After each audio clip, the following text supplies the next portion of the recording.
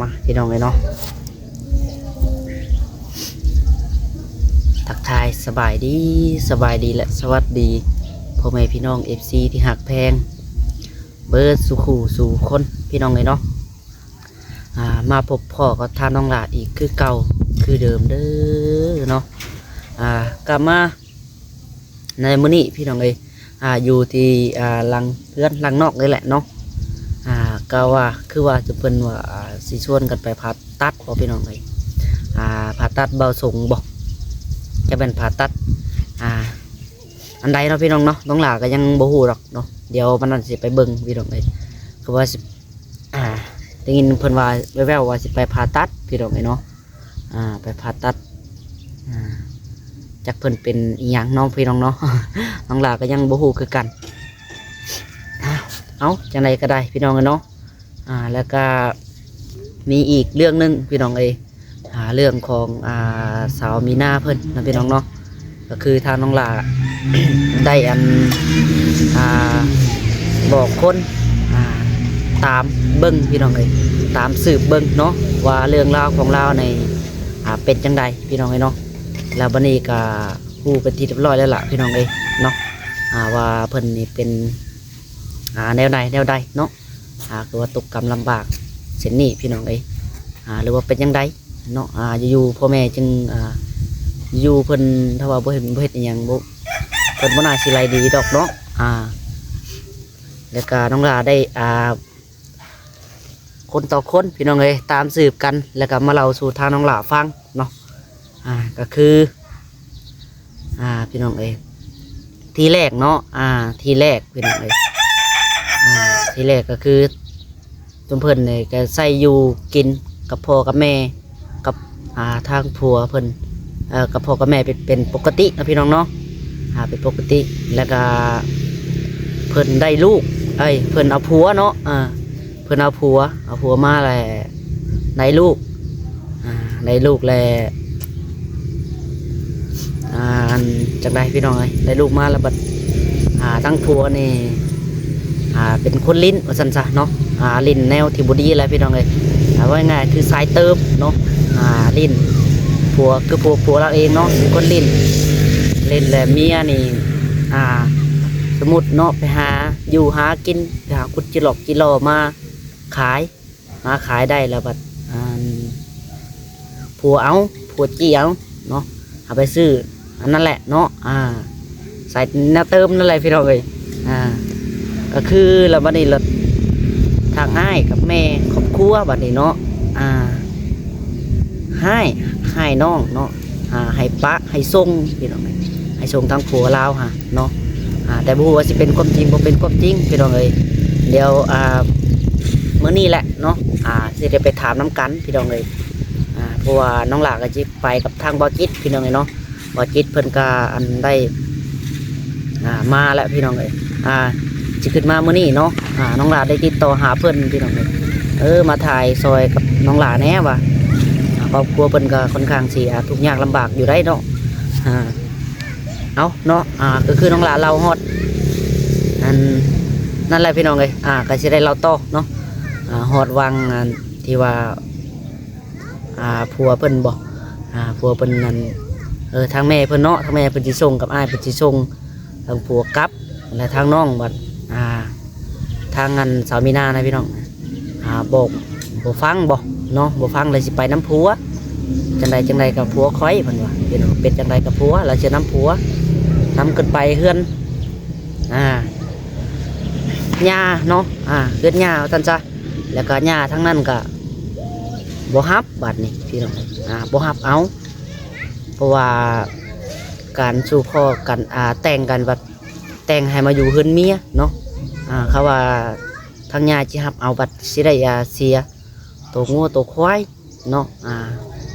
แล้ววันนี้เพิ่นบ่ฮับเอาเพิ่นปะพี่น้องแล้วกลับมาหาแม่อีกบัดกลับมาหาแม่แม่กับอ้ายบัดตีน้องบัดตีไล่หนีเนาะบ่ให้อยู่จากเฮือนพี่น้องก็คือเรื่องราวเป็นแนวนี้เนาะเท่าที่น้องลาได้ฟังมาพี่น้องก็ค่อนข้างสิลำบากอยู่เนาะเบิ่งเล่าพี่น้อง ค่อนข้างสิลำบากอยู่เนาะไปไต่ต้นนั่นแหละพี่น้องเอ้ยจังใดเนาะถ้าว่าอันนี้ก็ถ้าว่ากลับมาหาแม่ก็บ่ควรสิไรหนี้ทางแม่ก็ได้เนาะแต่ว่าเพิ่นหายจังใดเนาะคือว่าถึงขั้นไรหนี้ลูกเพิ่นแถมถือผ้าคาท้องอีกพี่น้องเอ้ยแล้วก็ครอบครัวเพิ่นก็ตามตอนอยู่ที่ว่าร่วมกันเบิดทุกคนก็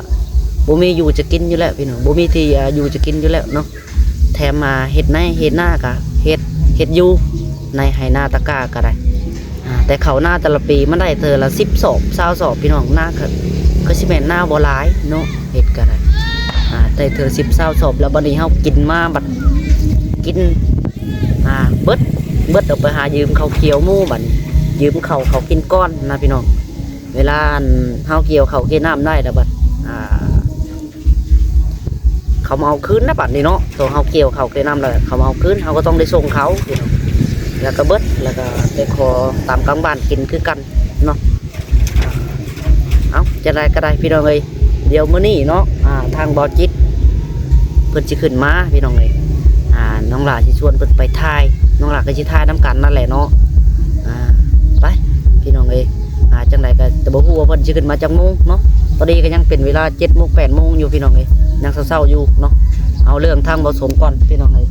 เดี๋ยวจังไดก็เดี๋ยวไปเบิ่งน้ำกันเนาะสิไปทักทายถามบ่สมก่อน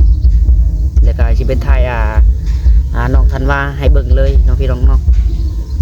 เป็นจังไดเนาะ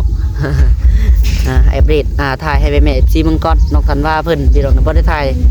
โดนเติบแล้วเนาะหลายมื้อแล้วพี่น้องเอ้ยบ่ได้ให้แม่ FC เบิ่งเนาะไปจังไดก็ได้เดี๋ยวไปเบิ่งนํกันเนาะพี่น้องเนาะโอ้พี่น้องเอ้ยเปิดอยู่ที่หน้าร้านน้องวีเลยเนาะเปิดคลิปก็ได้เสียงตู้ก็ตึมพี่น้องเอ้ยโอ้มีงานอยู่เทิงนี่แหละเนาะมีงานเพิ่นเฮ็ดบุญแจกบ่พี่น้องเอ้ยเนาะไปเนาะนี่บาดำก็เตรียมสิไปเฮ็ดงานบ่หรือว่าไม่ได้จัดสตรีมบ่โอ้ยิงหัวอยู่พี่น้องสตรีมเกมอยู่ตรงนี้บาดำมาบ่สู้เลยไปลิเกมมาถ่ายเอากำลังสตรีมอยู่พี่น้องเนาะว่าสดมันสบายดีบ่ทรงสบายดีน้องวีน้ำเป็นจังไดบัดนี่คือว่าไปผ่าตัดไผเป็นจังบ่น้องวีฮะไปผ่าเพิ่นห้องยังก็ผ่ายังซีนป่งนี่บ่จักว่าจักคือสิว่าหยังในแก้มที่บัดไข่มันเจ็บบ่หรือว่าจังไดบางเทื่อมันก็เจ็บบางเทื่อแบบลมส่วนหลายมันจะคันแม่ดีแล้วซะเนาะต้องได้ผ่าออกพี่น้องเอ้ยมันเป็นมันตุ่มเด้อเบิ่งขออนุญาตเด้อผู้ชมเลยเป็นตุ่มไข่ในแก้มนี่บ่แม่เติมเลย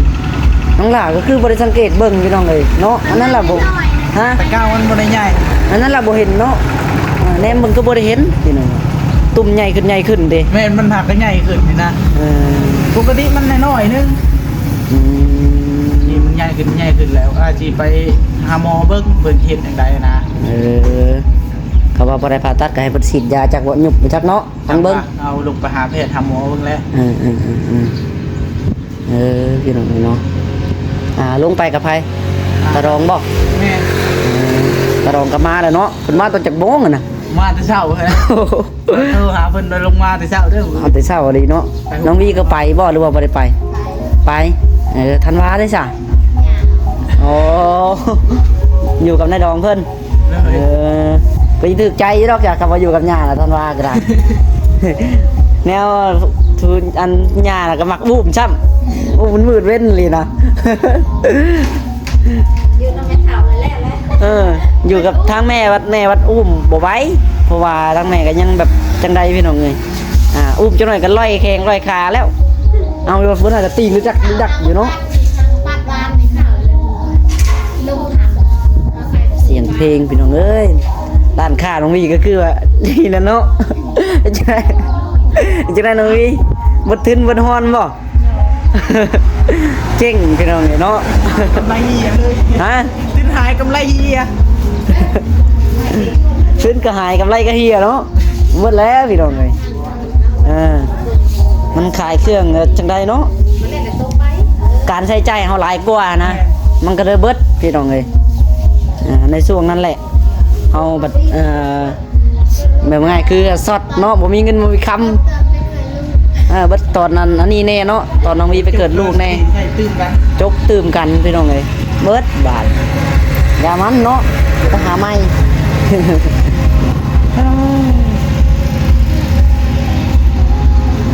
ยายประทันว่าได้จ้ะนอนบ่นอนแล้วพี่น้องว่าสิถ่ายให้ FC เพิ่นเบิ่งจะดอกบ่ได้ถ่ายโดนเติบแล้วน้องหลานก็ได้ฮะเพิ่นนอนแล้วบ่ไปอุ้มออกมาเด้อ เป็นนี่ในนอก นี่นอกบ่ ทำมากันในนอกนี่นะ ยังมานอนเลย มือขืนมือดำอยู่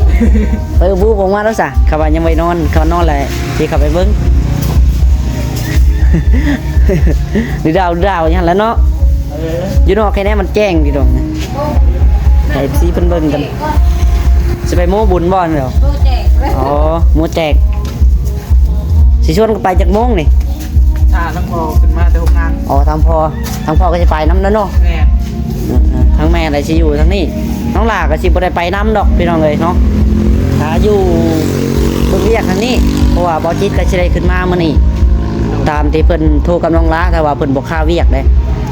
สิขึ้นมาถ่ายเบิ่งนี่แหละสาวเพิ่นนี่แหละสาวมีนานั่นแหละส่วนอ้ายเพิ่นนัด ความช่วยเหลือแม่นะ แม่น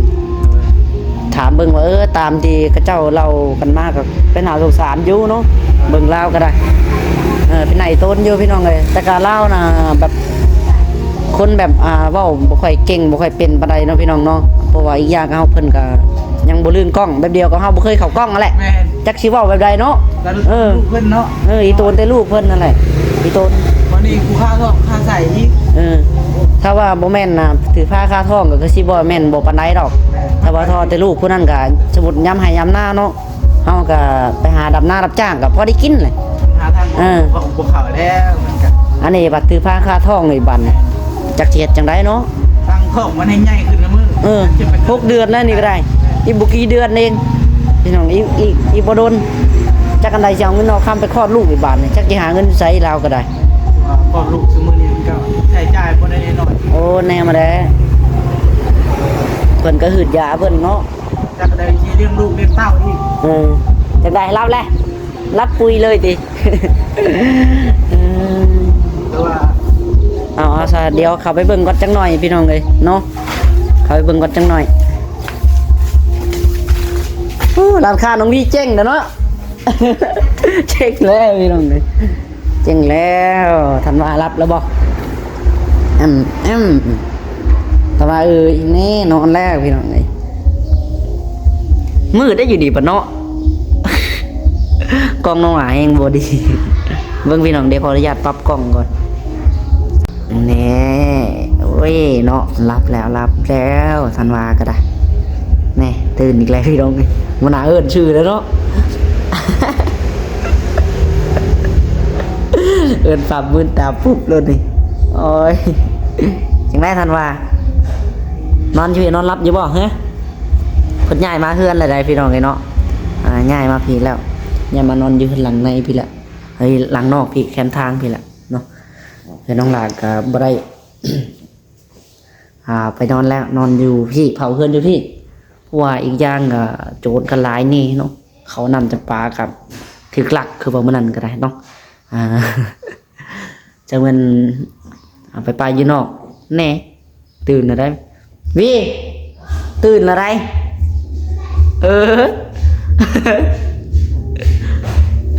ตื่นแล้วได้ ได้ยินเสียงสบายดีตื่นหลับเลย เฮ้ยพี่ช่างนะฮะ ไปตื่นแล้วเราอะไปตื่นแล้วเนาะธันวาเนาะ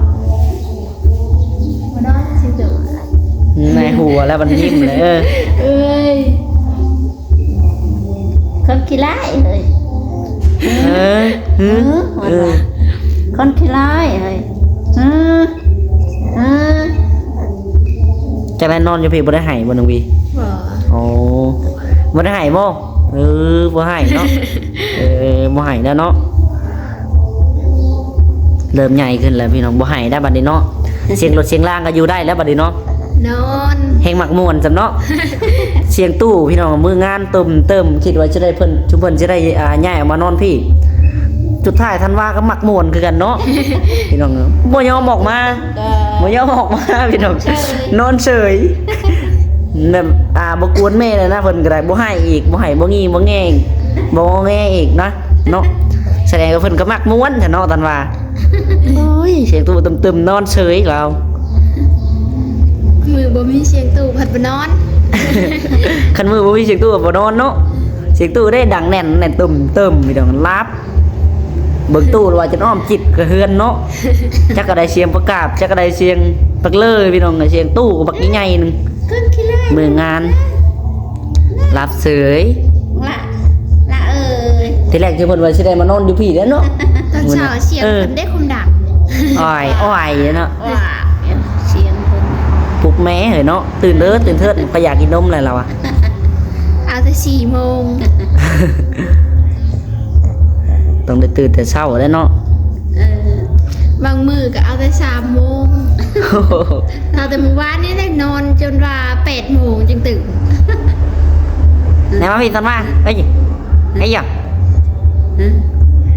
ม มันยังนอนจะแข็งคือมันจะขวาง อยากพลิกอยากขวับหานอนแล้วบ้านนี่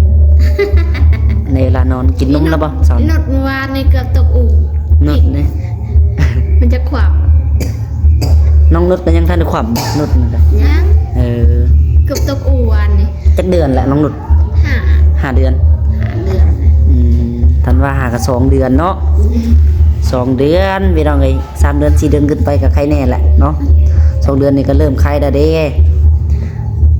แต่เพิ่นนี่ ก็บ่ได้ให้ได้เด่นลิ้นดาว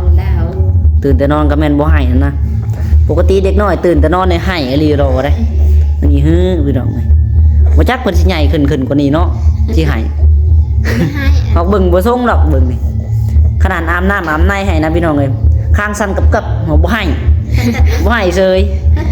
ข้างได้สั่นดีหมู่อาบน้ำให้ก็ได้บ่ให้เลยเม็ดอยู่ ลิ้นตีนลิ้นมืออยู่อะไร คนกินนมอิ่มแล้วเนาะ เพิ่งทำให้มันจะกินนม ถ้าแม่ก็สิไปพุ่นบ่แม่ไปบนงานบ่ แม่ เอาไอออกบาด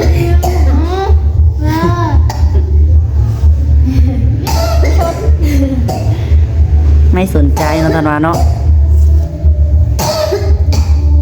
ลิ้นมือตัวเองอีนุดวานในลายจับอันนี้แหละลายขุบอันนี้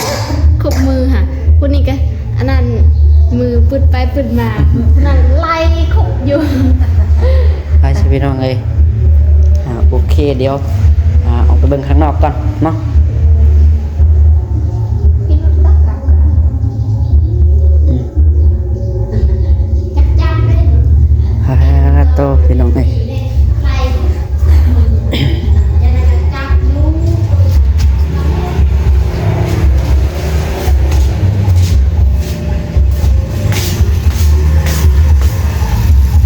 ทางลาก็จะได้พอตัวได้พี่น้องเอ้ยเนาะบาดนี้จบคลิปแล้วคลิปก่อนพี่น้องเอ้ยจังไดก็อยู่ดีมีแฮงเบิดสุขุสุขคนนะพี่น้องเนาะเอาบ๊ายบายสบายดีพี่น้องเอ้ย